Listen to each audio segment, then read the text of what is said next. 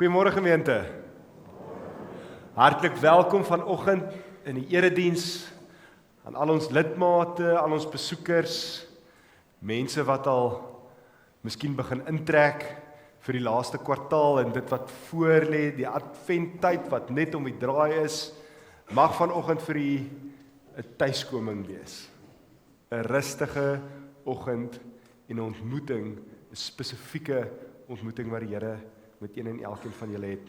Ook spesiale welkom aan al ons matrieks en die ouers, al ons nuwe beleidende lidmate wat vanoggend voorgestel gaan word. Gemeente het elkeen die hartklop ontvang. Ek hartklop net vinnig deur dit saam met u. As u nie het nie, asseblief, ek sê dit altyd, maar ek wil dit aanhou sê, so jammer as ek nou klink soos 'n papegaai. Laat ons asseblief weet. Laat ons vir julle op daai kommunikasiegroepe kan sit, sodat julle kan weet wat aangaan in die gemeente, dat julle nie iets mis wat julle graag sou wou bywoon nie. En dat ons ook net kan sê hoe ons gedagtepatrone lyk vir die tyd wat voor lê. So, daar kan julle sien wie die belydensklas is, wat voorgestel word, ons voorbereidingslys is daar. Ons het nou 'n ding wat ons begin dryf, ons kospakkies soos elke jaar vir Kerstyd, wat u daar kan sien wat ons graag wil vir u uitnooi, al is dit net een kospakkie per gesin, dit wat dan nou gaan vir die meer behoeftiges in hierdie tyd, feestyd, wat dit baie nodig het. Ons lewensvreugdefees is die 9de November, ek dink dit is oor 3 Sondae, en ons gaan 'n lekker braai hou. Jy kan dit sien hierso in die hartklop. Dit is van 12:00, die ete is van 12:00 af, die kos sal gereed wees. Ons vra net dat julle julle eie eetgerei saambring en iets te drink. Die kerk sal die res voorsien, so bring julle piknik goedjies as julle wil. Bring net julle self en ja, laat ons net weet as julle besluit om saam te kom, sodat ons net kan die regte hoeveelheid voorberei. En dan het ons hoogtepunte wat voor lê, die gemeentekamp wat nie eers komende week is nie, maar ook die week dan, nee, is hierdie week.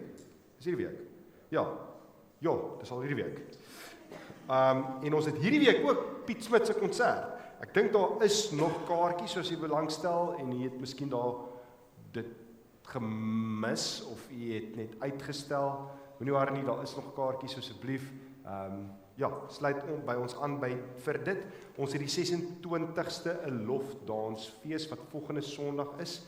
Ek weet tannie Veronica is verskriklik opgewonde daaroor en ek verstaan mense van reg oor die Oeverberg wat kom met hulle lofdansgroepe volgende Sondag hier by die kerk. Dit is nie in die oggenderediens nie, as ek reg kan onthou is dit later in die dag, maar as jy meer inligting daaroor wil hê, is jy meer as welkom. En as die 13 November 'n spoelklippe uitstappie, en as u deel wil vorm van daardie groep en u is nog nie op daardie groep nie, laat ons asseblief ook net weet by die kerkkantoor. Ja, dit is die meeste van die afkondigings. Ek kan ook sien die deurkollekte. Ek is skuldig daaraan dat ek nie altyd sê waarvoor die deurkollekte gaan nie, maar jy sal sien dat dit gaan vir hospitaalbearbeiding. En donderdagoggend is dit weer Bybelskool. So, ons is so opgewonde om julle almal hier te hê en mag julle voel hoe jou stoel jou vanoggend vashou. Waarom sê ek dit? Ek wil elkeen van julle uitnooi om vanoggend briek aan te draai. Jy het kommitment gemaak om hier te wees en om net ontvanklik te raak. Ons kan nie vir u ontvanklik maak nie. Ons vertrou die Heilige Gees om iets van die Here se plan vir nou aan u kom openbaar, kom verstaanbaar maak. Maar weer dat u, voordat u uitgaan as ligdraers, geliefd is. Daar waar u sit, dat Jesus se grootste hartsbegeerte is om u vas te hou, om homself oor u te ontferm, om u te oorweldig met sy genade en om vir u te sê, ek is by jou. Ek steek vanoggend met hierdie wete vir ons die Christuskerk.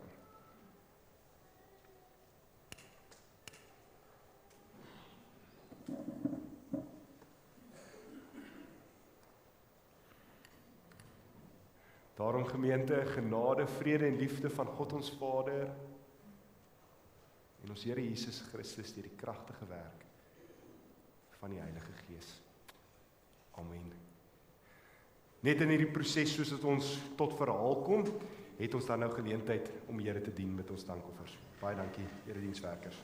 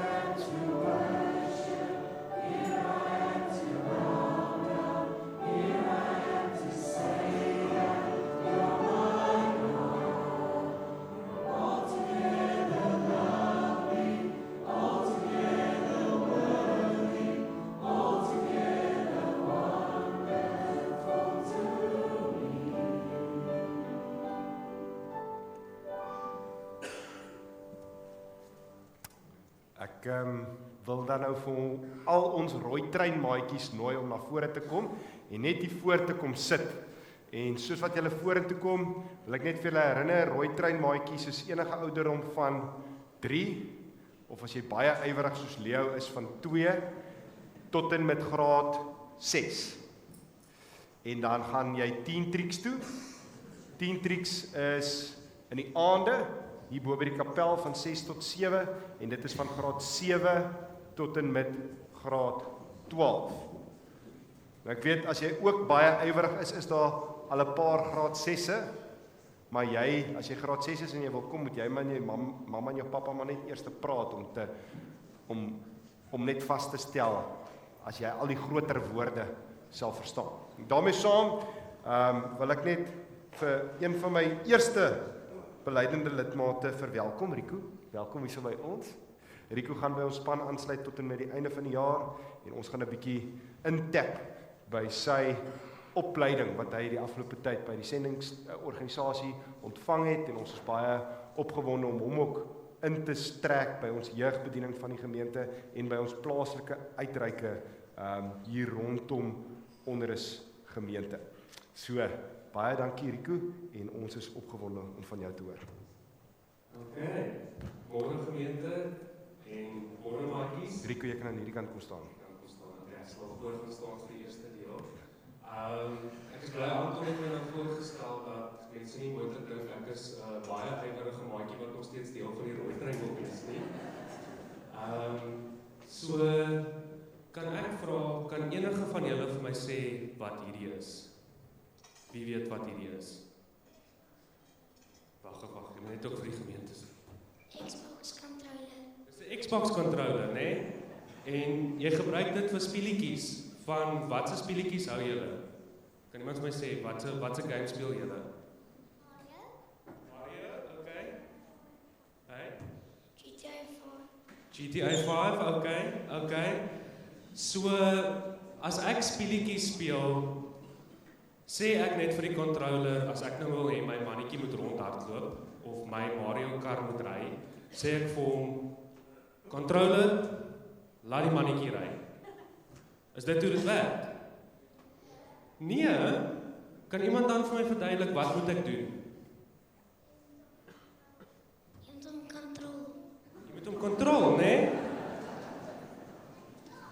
Nou, in dieselfde manier is daar goed wat Jesus vir ons ook sê, maar wat hy vir ons in die Bybel leer, is dat dit help nie ons hoor net die goed en dan sê ons vir ons lewens, okay, lewe, jy moet nou vir ander mense lief wees nie.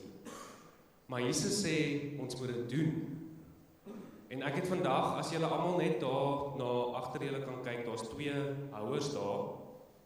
So, ek het vandag 'n bietjie van 'n praktiese les vir die storie wat Jesus vertel het om hierdie punt te maak. So, Jesus het gesê dat almal hoor sy woorde, né? So almal hoor sy boodskap.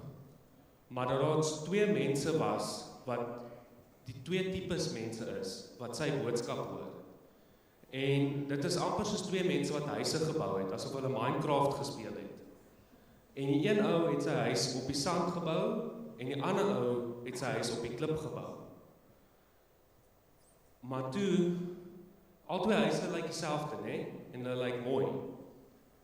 Maar toe kom daar reën en 'n storm. En hy kom toe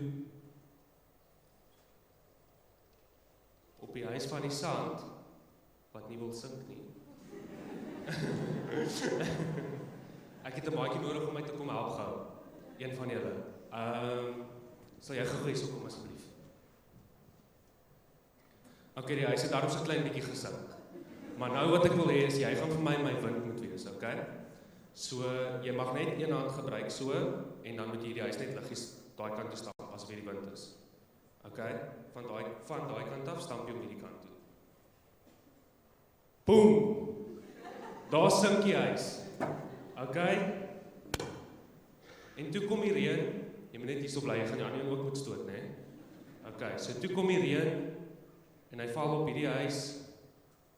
En hy val en niks gebeur nie. En toe kom ons wind. En die huis het nog steeds nie gesink nie. En die les wat Jesus vir ons probeer leer het met dit, is dat ons huis op die rots moet bou. Dat ons lewens op hom moet bou.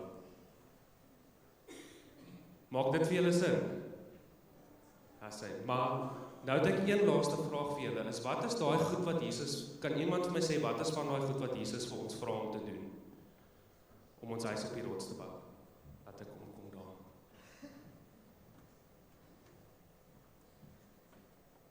Om gaaf te wees. Om gaaf te wees? Ja.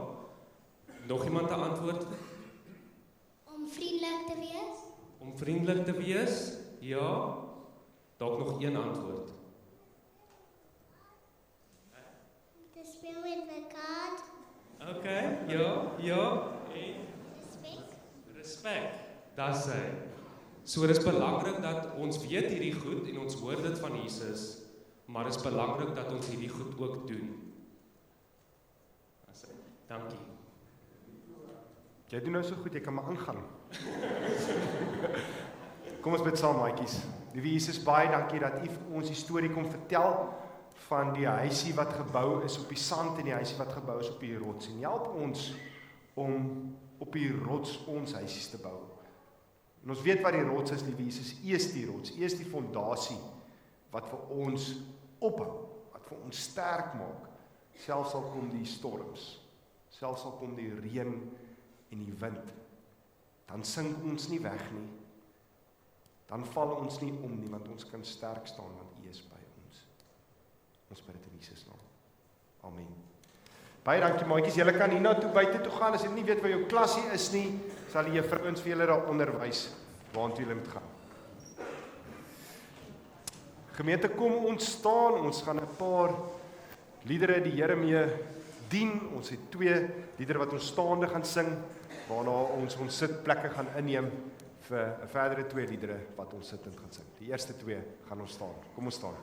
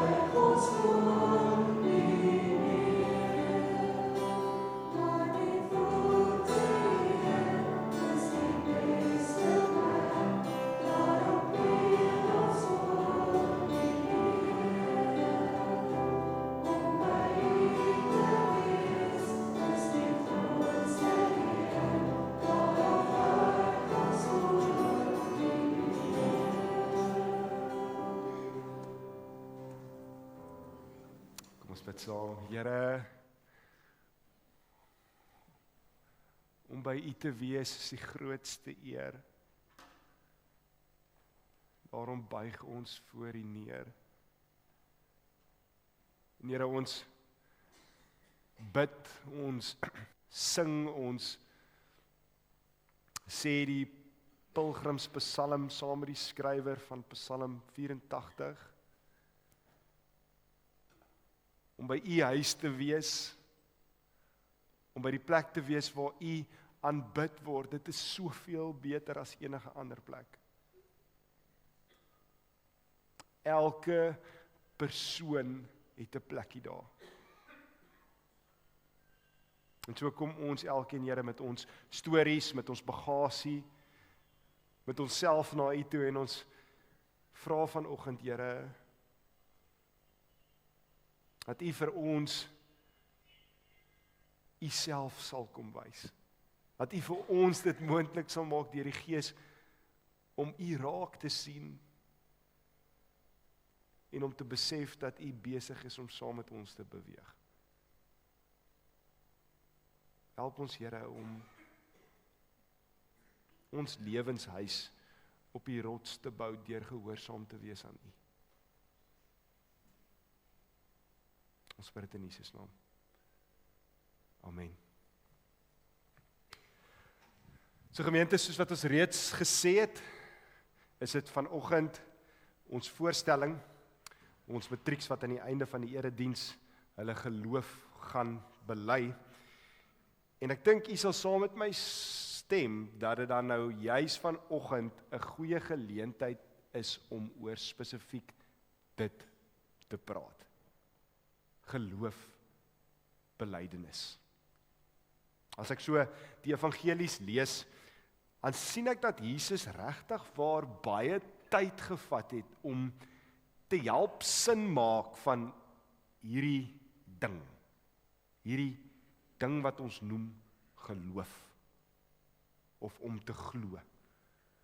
Hy wou seker maak dat sy volgelinge dit verstaan, dat hulle regtig weet wat dit beteken om te glo. Ons teksgedeelte sluit vanoggend aan by Jesus se beklemtoning spesifiek daarvan.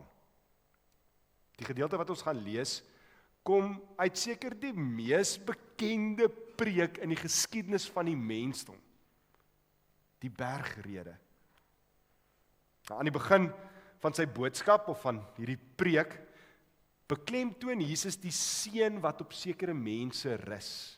Mense wat daarop ingestel is om ligdraers van die koninkryk van God te wees. Hy praat oor dinge soos liefde vir jou vyande. Moenie oordeel nie. Jou wortels sal geken word aan jou vrug. Sulke tipe, sal ek dan nou maar sê, radikale dinge.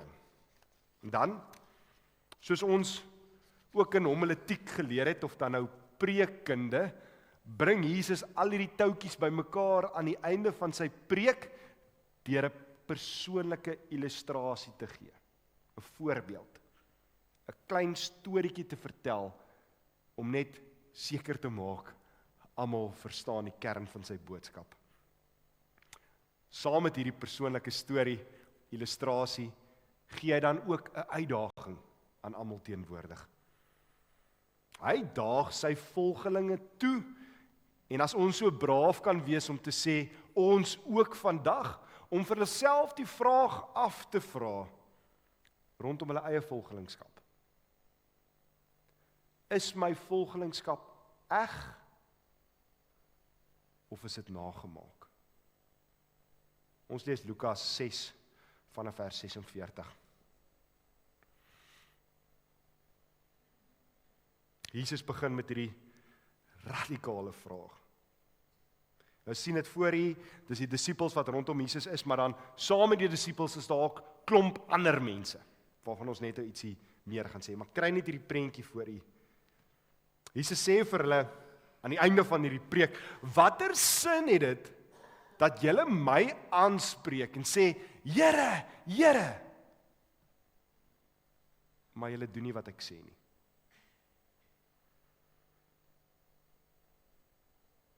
Elkeen wat na my toe kom en na my woorde luister en doen wat ek sê, ek sal vir julle verduidelik soos wie hy is.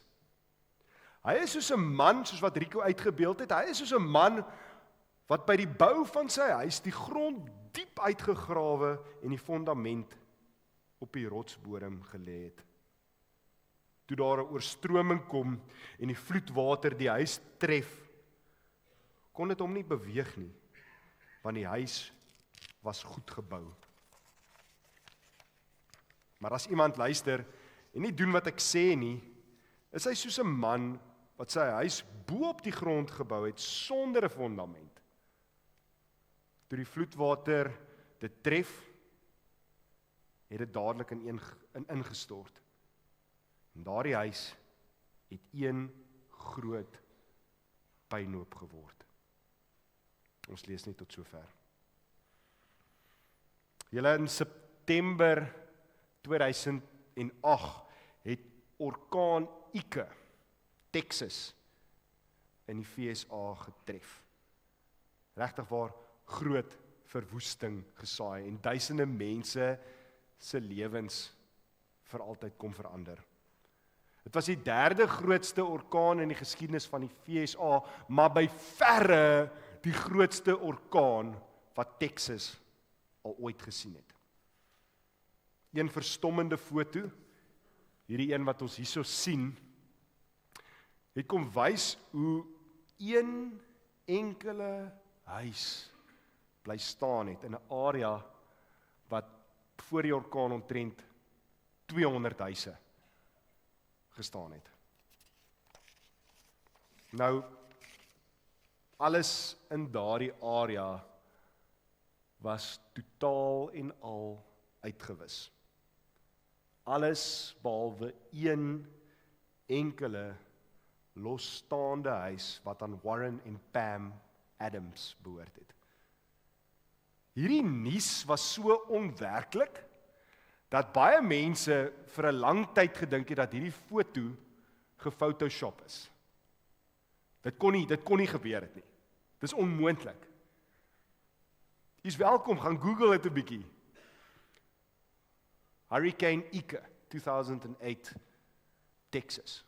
Hier is seker een van die eerste fotos wat sal opkom. Aaron Reed, een van die ouens wat amptelik betrokke was by krisisbestuur van daardie area, het toe bevestig dat net hierdie paartjie se huis na die tref van die orkaan bly staan het. Net hierdie huis het oorgebly. Hy het ook gesê dat as hy ooit sou oorweeg om daar langs die kuslyn te gaan bly, sal hy hierdie bouer kontak om vir hom sy huis te bou.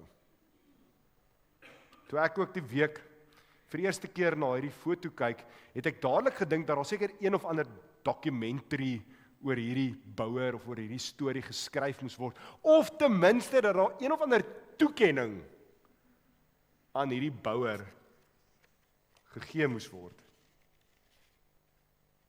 Julle soos Jesus besig was om sy bergrede af te sluit, het hy sy volgelingskap verduidelik deur van die illustrasie van 'n goeie en 'n slegte boukeuse gebruik te maak. Vanoggend gaan ons 'n bietjie deur hierdie teksgedeelte beweeg aan die hand van dit wat in 2008 in Texas gebeur het.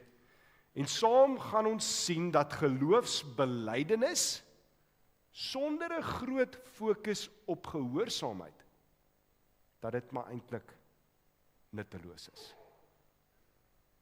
In ons teksgedeelte vind ons minstens 3 kernpunte wanneer ons die vergrootglas op geloofsbelydenis plaas. Eerstens vra Jesus 'n persoonlike vraag. Hy begin sommer daarmee. Dan gee hy 'n treffende illustrasie en dan bring hy alles mooi saam met 'n roerende aansporing. Kom ons kyk vir 'n oomblik na al 3 hierdie kernpunte. Eerstens, soos wat ons sien, vra Jesus 'n persoonlike vraag. Hy begin met die vraag: watter sin is daarin dat julle vir my sê, Here, Here? maar dan doen julle nie wat ek vir julle vra nie. Stel jouself voor, Jesus begin somme uit die blokke uit met so 'n vraag. En net vir konteks, Jesus is hier maar nog in die eerste jaar van sy publieke getuienis. Ons weet Jesus het omtrent vir 30 jaar was hy nog nie besig met sy prediking en sy wonderwerke nie. En toe sy eerste wonderwerk was die bruilof by Kana, die water en wyn, en toe begin daai 3 jaar van publieke getuienis, aardse bediening, wat jy dit ook al wil noem. En hierdie was nog in die eerste jaar van dit. Die bergrede sal ons dan vind is in die begin van die evangelies, soos dat ons dit lees. En reeds hier, in sy eerste jaar, het Jesus 'n massiewe navolging opgebou. Lukas lig uit dat buiten sy binnekring, of dan nou sy disippels, die ouens wat die hele pad saam met hom gestap het, was daar 'n menigte mense teenwoordig. Mense van oor die hele Judea en Jerusalem. En ook van die kusstreek rondom Tyrus en Sidon. Dis die mense wat saamgedrom het om na Jesus te kom luister. Lukas gee nie vir ons spesifiek hoeveelheid nie. Maar as ek kan raai, dan dink ek, was dit miskien soveel soos wat ons hierso sit, maar eintlik dalk heel wat meer. En al hierdie mense het agter Jesus aangestap, na hom geluister, en selfs hom as Here aangespreek. Vir interessantheid, die Griekse woord vir Here is Kyrios. En dit is nie 'n term wat net vir Jesus gebruik was nie. Dit was in die meeste gevalle gebruik om iemand met status aan te spreek. Ek dink in vandag se tyd sou dit in 'n soort gelyke manier gebruik word wanneer mens met iemand praat vir wie jy baie respek het en vir hom meneer noem. Iemand soos 'n skoolhoof of dalk jou skoonpa. Was egter nie die enigste gebruik van hierdie woord nie. Daar was ook 'n meer formele gebruik van hierdie woord. 'n Gebruik wat ons nie meer vandag aan gewoond is nie. In die antieke tyd was die woord Kyrios ook gebruik wanneer mens na 'n oppergesag verwys. Here, God. En duidelik, in die geval van die volgelinge van Jesus, het hulle spesifiek gedink en die gebruiksvorm van die tweede ene gebruik. Waar hulle Jesus sien as ietsie meer as net 'n persoon van status.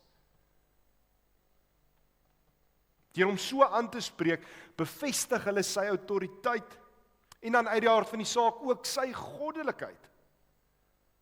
Maar dan, wat my so nuuskierig maak, is wat Jesus met sy persoonlike vraag in vers 46 vra. Met sy vraag kom stel hy eintlik sy gehoorse harte, of hulle ingesteldheid bloot. Hulle sien hom as Here, hulle wil hom hê as verlosser, maar hulle maak hulle self nie onderdanig aan hom nie. Gehoorsaamheid ontbreek. Ons sien hier dat hierdie mense vir Jesus graag wil hê as hulle verlosser, maar hulle soek nie vir Jesus regtig as hulle Here nie. Juist daarom die vraag. Nie om Piet nie, om daar nie volgende ene. Die tweede kernpunt in ons teksgedeelte vanoggend is sy illustrasie oor die fondament en wat die regte fondament is. Hy skets so mooi die prentjie. 2 bouers, een bou op sand en een op rots. Hier sal dit help om te onthou dat Jesus danksy Josef taamlik die boubedryf geken het. In daardie dae het skrynwerkers nie net slegs met hout gewerk nie. Hulle het die steenstorie ook taamlik goed geken. Ons sou vandag na 'n skrynwerker kon verwys soos iets soos 'n boukontrakteur. Jesus het dus hierdie illustrasie vanuit persoonlike ervaring gedeel. Eerstens praat hy oor die goeie bouer. Of althans, soos wat ons van jongtyd afgesing het. Die wyse man. Die wyse man bou mos 'n huis op die rots. Ons kry hier te doen met 'n man wat regtig waar 'n goeie huis wou bou. Ek dink sommer so, soos ek nou met julle praat oor hoe huise gebou word. En as ek so met Leo ry, dan kyk ons so na die huise wat besig is om gebou te word, en baie kere dan is dan is die mense nou besig om die huis te bou, maar die fondasies word eers uitgegrawe en gelê en so aan, en vir 'n hele paar dae dan ry ons nou daar verby en dan sê Leo, maar daar's nie 'n huis nie. Waar werk die mense nie? Waar's die huis? Om dan net te sê, voordat jy opbou, moet jy afbou. Anders dan gaan die omval. Hy het dit nie afgejaag en sommer maar net gespoeg en plak nie. Hy het diep gegrawe. Hy het so diep gegrawe dat hy sy fondasie op die rotsbodem kon bou. Hy het die nodige tyd ingesit en die nodige kostes aangegaan om seker te maak dat sy huis vas staan. Net soos die Adams van Texas. Hulle bouer het seker gemaak dat die kolomme waarop hulle huis gebou het, dat dit op die rotsbodem was. Ver onder die oppervlak van die grond. Soos ons lees, het daar toe ook wel in hierdie illustrasie 'n toets gekom. Storms, winde. En net soos die Adams paartjie het hulle hierdie wyse man se huis bly staan. In vers 48 lees ons, toe daar 'n oorstroming kom en die vloedwater die huis tref, kon dit hom nie beweeg nie, want die huis was goed gebou. Tweedens praat Jesus van die slegte bouer, of althans soos wat ons sing, die dwaase man. Hier kry ons te doen met 'n man wat 'n huis wou hê en dit dan wou bou, maar hy wou nie juis veel energie aan die fondasie gee nie. Hy sit toe sommer die huis so bo op die oppervlak van die grond neer. Geen fondasie. Ek kon nêrens opspoor wat die ander 200 of 199 huise daar in Texas gedoen het en hoe hulle bouplanne gelyk het nie, maar ek kan met sekerheid sê dit was nie dieselfde bouplanne as wat die Adams gevolg het nie. Met Jesus se illustrasie kan ek myself voorstel dat die huise heel moontlik van buite af baie dieselfde kon lyk. Mure, deure, antieke weergawe van vensters en dan 'n dak. Daar is selfs dalk 'n moontlikheid dat die tweede huis, die huis bo op die grond, mooier kon lyk as die eerste huis. Uiterlik was daar seker niks aansienlik verskillend tussen hierdie twee huise nie. Solank as wat daar goeie weer was alles lekker.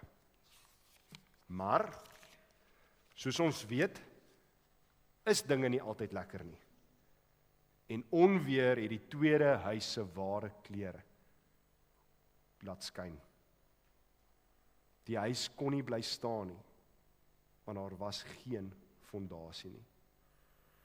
Ons sien hier, Jesus praat van twee tipe bouers.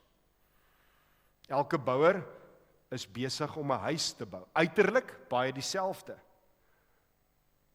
Maar vriende, as die storms kom, dan bly net die een huis staan. Waarom so?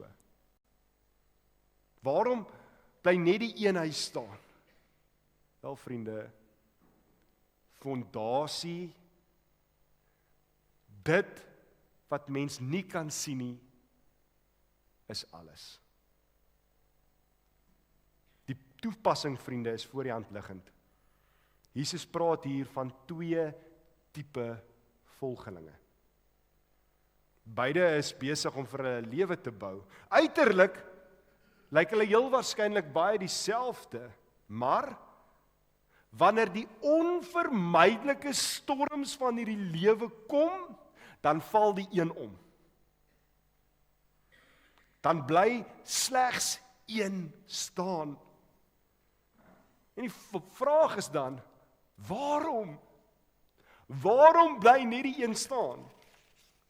Die antwoord, want dit is 'n lewe wat gebou is op die fondasie genaamd gehoorsaamheid. Nou ja, op hierdie punt mag sommiges dalk dink, Anton, maar as hierdie fondasie gehoorsaamheid is, in ons gereformeerde kringe, plaas jy nie dalk te veel klem op geregtigheid deur dade nie. Julle, ons moet raak sien wat die groter storie is wat Jesus besig is om te vertel. Ons moet hierdie illustrasie sien binne in die preek wat hy besig is om te lewer. Ons moet raak sien dat hy nie pertinent praat oor geregtigheid op grond van dade in sy preek nie. Hy praat van heiligmaking. Sanctification. Onthou sy vraag aan die begin. Watter sin is daarin dat julle my roep, noem Here, Here, maar julle doen nie wat ek sê nie? Julle is nie gehoorsaam aan dit wat ek vir julle gee om te doen nie. Hierdie herinner my so aan biskop J.C. Riley en wat hy oor holiness gesê het. Ek lees gou vir julle voor wat hy sê. I have no desire to make an idol of holiness. I do not wish to dethrone Christ and put holiness in his place. But I must candidly say, I wish sanctification was more thought of in this day than it seems to be. And I therefore take occasion to press the subject on all believers into whose hands these pages may fall. I fear it is something forgotten that God has married together justification and sanctification. Wat is dit dan weer? Geregtigheid deur die genade van ons Here Jesus Christus is ons vrygemaak, is ons reggemaak, het ons geregtigheid ontvang, is ons losgemaak van enigiets wat tussen ons en die Here staan. Op grond van die kruis, die genade van ons Here Jesus Christus is ons reggemaak, het ons regverdigheid, geregtigheid ontvang.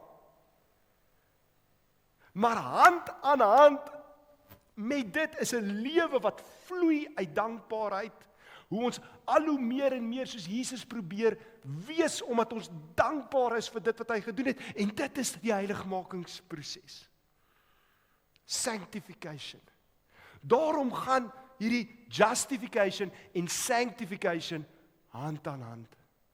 It is married together. They are distinct and different things beyond question, but one is never found without the other.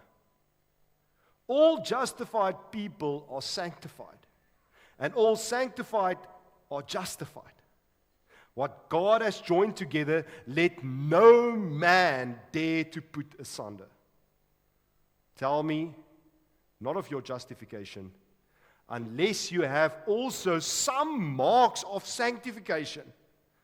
Boast not of Christ's work for you unless you can show us the Spirit's work in you, where there is no justification of life, there is no real faith in Christ. Gemeente, daarom die eerste aansporing, die egtheid van ons geloof lê in ons gehoorsaamheid aan Christus. Ek wil net dit weer sê. Die egtheid van ons geloof lê in ons gehoorsaamheid aan Christus. Jesus gebruik 3 werkwoorde om hierdie waarheid te beklemtoon. Kom, luister, doen. Vers 47. En ek dink die kernwerkwoord, dit wat uitlig dat die ander werkwoorde reeds in egtheid uitgevoer is die woordjie doen. Hoe is dit moontlik? Hoe is dit moontlik veral wanneer dit so moeilik is? Wel, omdat ons gegrond is in Christus. Omdat ons geloofshuis op die rots gebou is. Dink maar net vir 'n oomblik aan Job in die Ou Testament. Hy het 'n magdom verloor. Dink net gou, 7000 skape. 3000 kamele. 500 paar trekosse. 500 donkies, nie eers te praat van sy kinders nie. En hoe het hy reageer? So treffend. Ons lees in hoofstuk 1 vers 21. Sonder iets het ek in hierdie wêreld gekom en sonder iets gaan ek daaruit. Die Here het gegee en die Here het geneem. Prys die naam van die Here. Die egtheid van geloof word gesien in gehoorsaamheid, selfs as die storm slaan.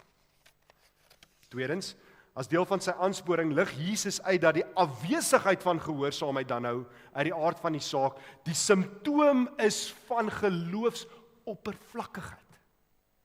Afwesigheid van gehoorsaamheid is 'n simptoom van geloofsoppervlakkigheid.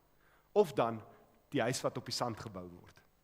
Let wel, ons sien in die teksgedeelte dat so 'n persoon die woorde van die Here hoor, maar dit gaan by die een oor in en by die ander oor uit. Die persoon neem dit nie ter harte nie. Soveel so dat mense dit nie aan sy of haar dade kan sien nie. Geloof word bely. Here, Here. Facebook religion word gemerk as Christian. Sing saam die liedjies in die erediens, maar die vrug van gehoorsaamheid aan Christus is nêrens te vind nie.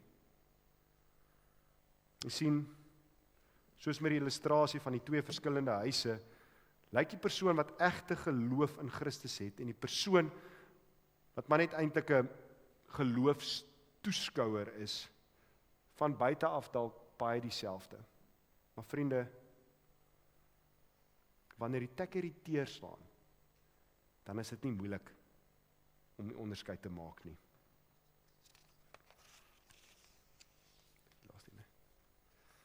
En so, matrieks, wanneer ons dan vanoggend ons geloof bely, moet ons vir onsself daardie vraag afvra. Gaan ek aan die Here gehoorsaam wees? Die huis van Warren en Pam Adams, wat die orkaan weerstaan het, lees ek, was nie hulle eerste huis nie. Hulle huis was oorgebou. Hulle het hulle vorige huis 3 jaar vroeër as gevolg van Rita, orkaan Rita, verloor. Hulle het na Rita besluit dat hulle steeds wel daar wil bly, maar vir dit om te kon gebeur, moes hulle sekere aanpassings maak, moes hulle sekere keuses maak. en moes hulle fondasie op 'n ander manier bou. Hulle het dit gedoen en hulle huis kon die storms van die 2008 orkaan weerstaan. Julle het vandag die geleentheid om vorentoe te kom en ja, ek bely te sê. En dan, sonder dat enige van ons wat hier sit dit agterkom, kan jy dit ver van jou lyf afhou. Kan jy dit lippe geloof maak. Maar julle aan die ander kant, kan jy vanoggend vorentoe kom en deur te weet wat regtig in jou hart aangaan, die leiersels van jou lewe te oorhandig. In gehoorsaamheid vooroor te buig en vir die Here te sê, laat U wil in my lewe geskied. My vraag is, wat sal dit wees? Kom ons bid saam.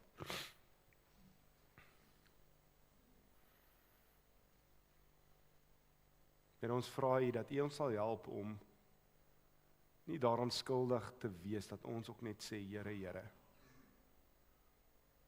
Maar ons doen nie wat U van ons verwag nie. Ons is so dankbaar vir dit wat U vir ons aan die kruis gedoen het. Maar ons wil dit nie net daar los nie. Ons wil vra dat U ons sal help om vir ons te versterk waar ons geloof kort kom. Sodat ons werklik waar ligdraers kan wees. Dat ons 'n lewe in gehoorsaamheid kan leef en dat dit gesien kan word aan ons dade. Ons bid dit in Jesus naam. Amen. Ons het vanoggend die geleentheid om 13 matrikulante voor te stel en deur 'n baie intensiewe jaar, besige jaar. Dit voel vir my net die matrieks raak elke jaar besiger en besiger. Moes ons kreatief wees om by mekaar uit te kom. En in hierdie tyd was dit vir my so lekker, soos wat my elke jaar is, om te sien hoe ons matrieks groei in hulle geloof, in hulle geloofsekerheid. En hoe hulle begin verstaan dat belydenisaflegging nie 'n eindstreep is nie, maar 'n roetemerker. 'n Moment in hulle reistog saam met Jesus, waar hulle dan nou kom en voor die gemeente kom getuig, dat, soos Jesus hulle met hulle doop, of aan die kruis, eerste gekies het, so kies hulle dan nou ook vir Jesus terug. Julle, deur julle geloof te bely, antwoord julle eintlik maar self vandag op die vraag wat julle ouers geantwoord het toe julle hierso gestaan het. Vanoggend kom julle en julle sê dat julle in die Bybel glo. Al het julle nog nie noodwendig die Bybel deurgelees nie. Julle glo dat dit die woord, die onfeilbare woord van God is. Geïnspireer deur die Heilige Gees en gekondisioneer vir elke generasie.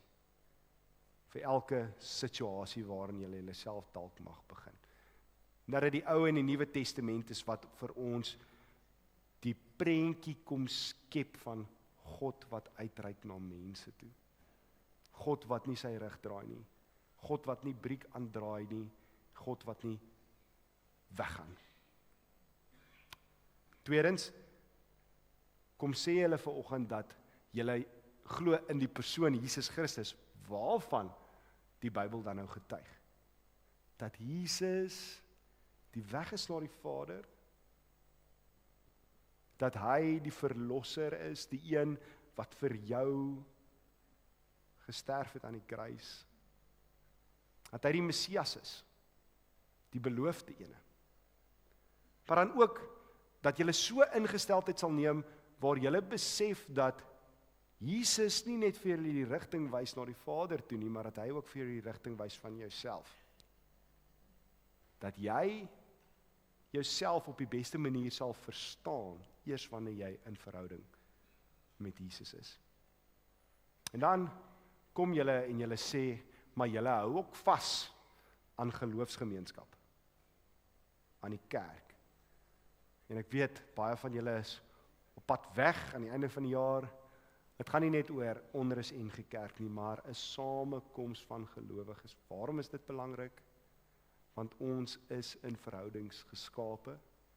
Ons leer onsself ken ook beter saam met ander mense. Saam kan ons dink, saam kan ons onderskei, saam kan ons reflekteer of klankbord, en saam kan ons ook mekaar verantwoordbaar hou om ons huis op die rots te bou. So wat ek gaan doen, is ek gaan julle na vore roep, en dan gaan julle antwoord kom gee op hierdie vraag, en nadat julle antwoorde gegee het, gaan julle belydenisse wat julle geskryf het, voorgelees word. Ek wil asseblief vra dat my kollegas na vore kom, as ook ons voorsitter van die kerkraad, Frans Hoenenberg, om hier voor te kom staan, en dan ook Rico, as jy asseblief vir ons die kers so lank sal aansteek, die Christuskers. Koenie het vanoggend verskoning gemaak, hy wou verskriklik graag hier sou wees, maar hy is so bietjie op verlof. Ons moet kreatief wees om dit uit Koenie uit te kry, dat hy 'n bietjie verlof vat, maar hy wag net vir die videoetjie om uit te kom, sodat hy dit ook kan kyk. So asseblief laat my kollegas na vore kan kom.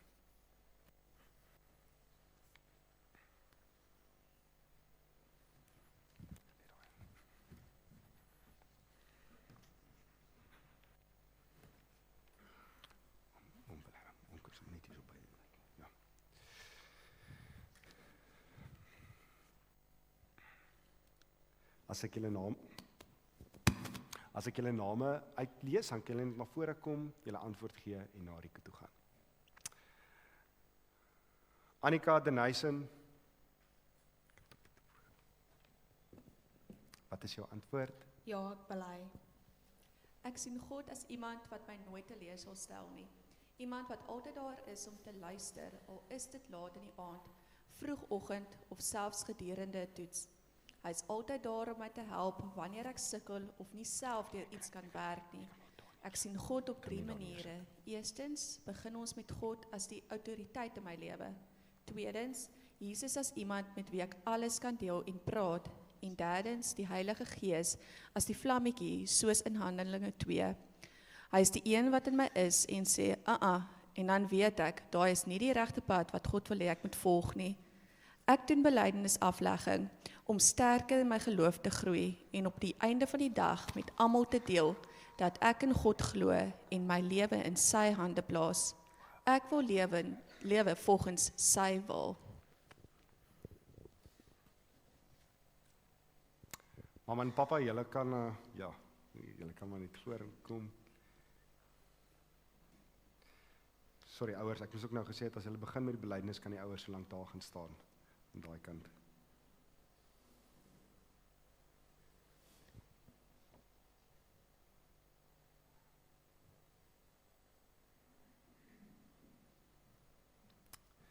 Bianca Meiburg.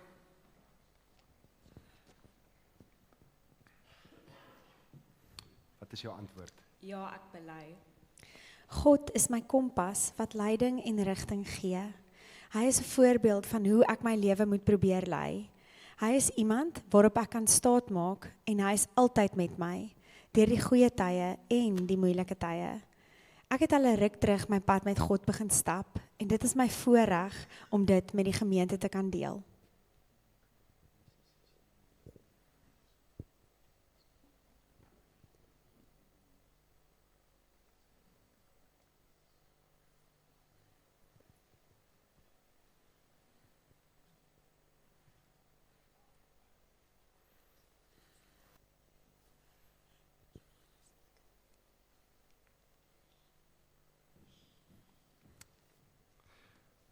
Charla Sardijn. Charla, wat is jou antwoord? Ja, ek bely. Ek sien God as iemand wat enigiets kan doen en niks voor onmoontlik is nie. Ek doen belydenis aflegging om voor die gemeente en God 'n belofte te maak om altyd 'n kind van die Here te wees.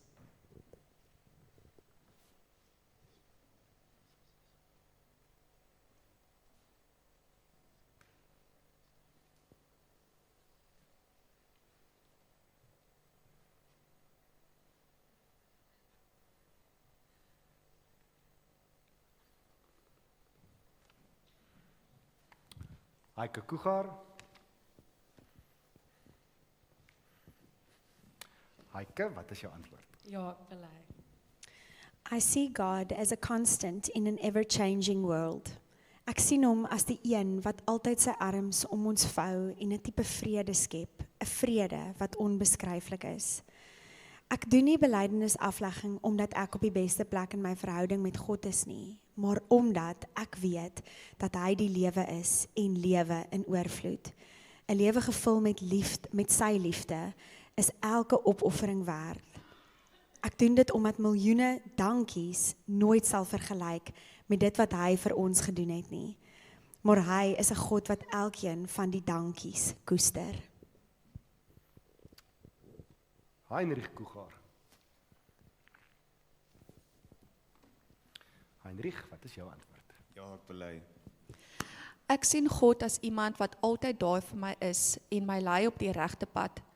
Op my eerste uitreik was my naam op die kerkbank reg voor my geskryf, presies waar ek gaan sit het. Dit het vir my gevoel asof God vir my sê dat ek op die regte plek is en ek het toe geweet dat ek regtig in die Here glo. Ek wil belydenis aflê om te wys dat my geloof my eie is. Ek wil bely dat ek aan hom behoort en hom wil volg.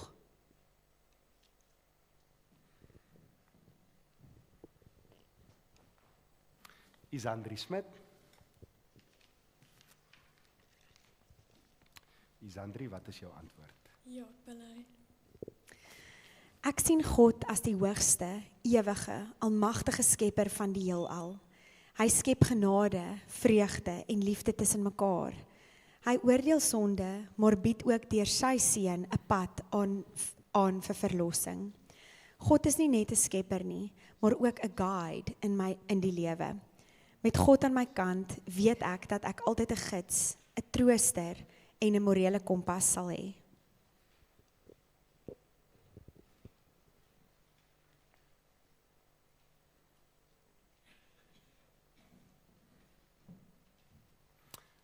Jana Wolfvlieg.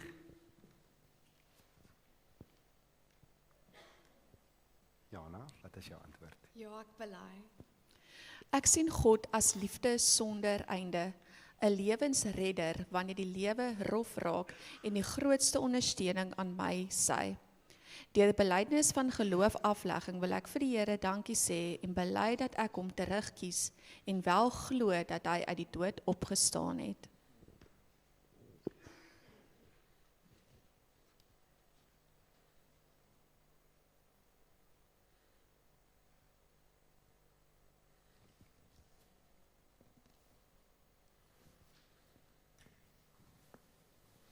Jason Velleman.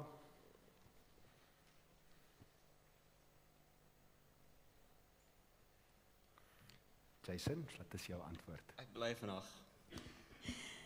Ek sien God as my Vader wat 'n kunstenaar is wat alles geskep het. Hy het ons onvoorwaardelik lief wat bewys is toe hy sy seun gestuur het om vir ons sondes te sterf. Ek loop al 'n lang pad saam met die Here, vandat ek 'n klein seentjie is.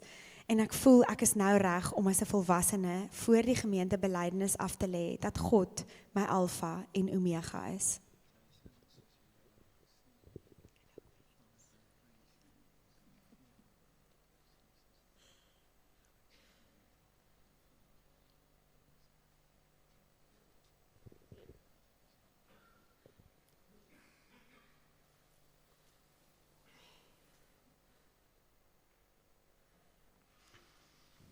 Kayla Smith.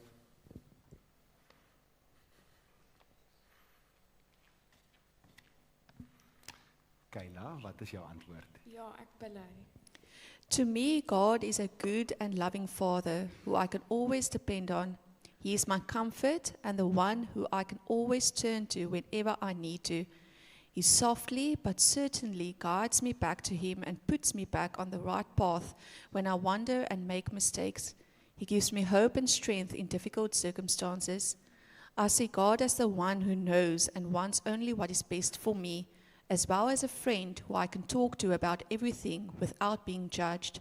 He will never let me down, even if I don't deserve His goodness. I want to be confirmed because I want to make a commitment to God to please Him and to show Him that I want to try and live according to His will and serve where I am needed. I also want to be part of His family in Christ and have His love and light shine through me onto others. Lia Boshoff.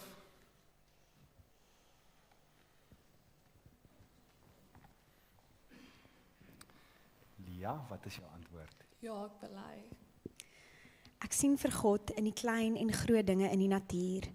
Wanneer ek by die see sit en die golwe hoor breek, voel ek sy vrede oor my spoel. In die sonopkoms sien ek sy lig wat uitstraal. Dit laat my dink aan hoe hy elke dag vir my nog 'n nuwe kans gee.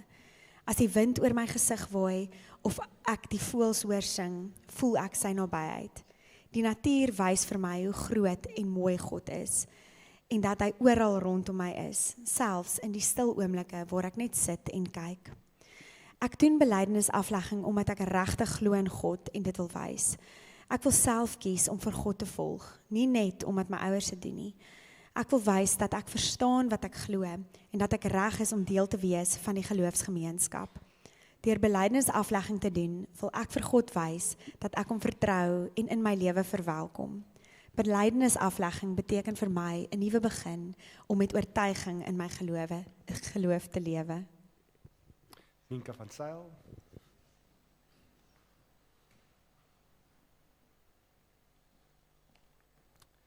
Nienke, wat is jou antwoord? Ja, ek bely. Ek sien God as my redder, want hy gee my krag om aan te hou en wys my dat selfs in donker tye is daar hoop. God bring my deur moeilike tye en leer my om op hom te vertrou. Sonder hom sou ek verlore voel, maar met hom weet ek dat ek veilig is en dat alles met 'n doel gebeur. Ek sien ook vir God as die lig in die donkerste areas van my lewe. Hy is my hoop. Ek doen belydenisaflegging want ek wil 'n diepe verhouding met God bou. Ek wil myself in geloof aan hom oorgee uit dankbaarheid vir dit wat hy vir my gedoen het en nog in die lang pad wat hy saam met my gaan stap, sal doen. Ek sien vir God om vir die res van my lewe saam met my te stap. Ek aanvaar hom as redder. Rochelle Geldenhuys.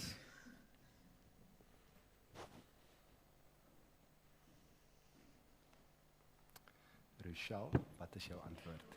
Ja, ek bely. Ek sien vir God as 'n konstante. Hy is altyd daar. Ek kan met enige situasie wat ek deurgaan, goed of sleg, na hom toe gaan en deur gebed met hom praat om leiding te vra, of as ek onseker is vir helderheid te vra. Ek vergeet soms wat 'n voorreg dit is om 'n kind van God te wees, maar steeds sal hy my met oop arms ontvang. Daar het al te veel goed met my gebeur wat heeltemal buite my beheer was en dalk nie altyd volgens my plan nie, maar elke keer besef ek dat dit nie net sommer gebeur nie. Dit is volgens die plan wat God vir my het en ek dink belydenisaflegging is 'n herinnering of belofte om nooit te vergeet dat God 'n plan het vir my nie. Soms gebeur dinge in die lewe wat nie juis in daardie moment lekker is nie, maar God weet wat goed is vir my en ek moet geduldig wees en in hom vertrou. My verhouding met God is nie net een rigting verkeer nie. Hy is altyd daar vir my en so moet ek ook my kruis optel en om hom te volg. Werner Kugar. Werner, wat is jou antwoord? Ja, ek bely. Ek sien God as 'n konstante in my lewe, altyd by my, as dit goed of sleg gaan. Ek sien hom as 'n leier wat my daagliks beïnvloed om die regte ding te probeer doen. Ek sien hom as 'n rolmodel, een waarna ek daagliks streef en gemotiveerd voel om soos te wees. Ek doen belydenisaflegging om my te herinner wat God vir my opgeoffer het en dat ek in hom moet vertrou met my hele hart.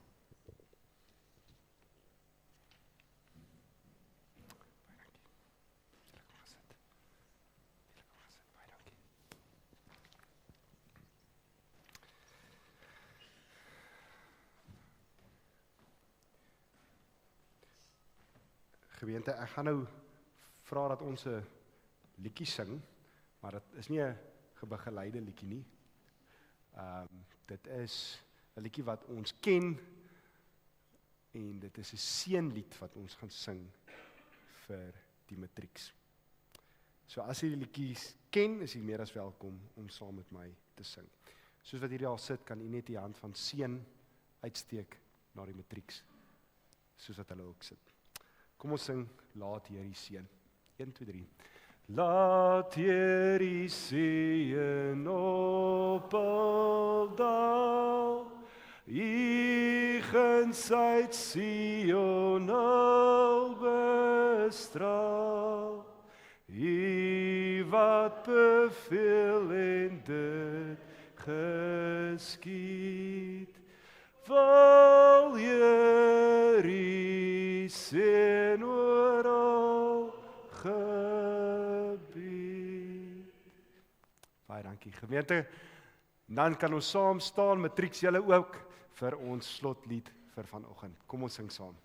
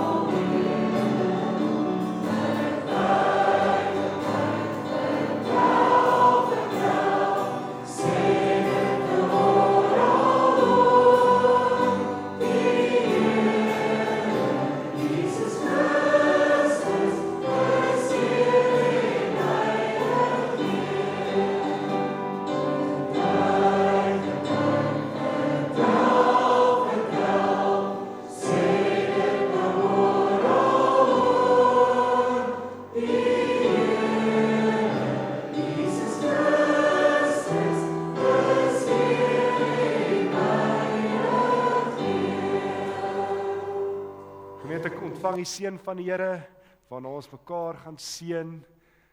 Die Here Jesus Christus is Heer en hy regeer. Mag die genade van ons Here Jesus Christus, die liefde van God ons Vader en die troos, die nabyheid van die Heilige Gees met elkeen van ons wees. Amen. Kom ons seën mekaar.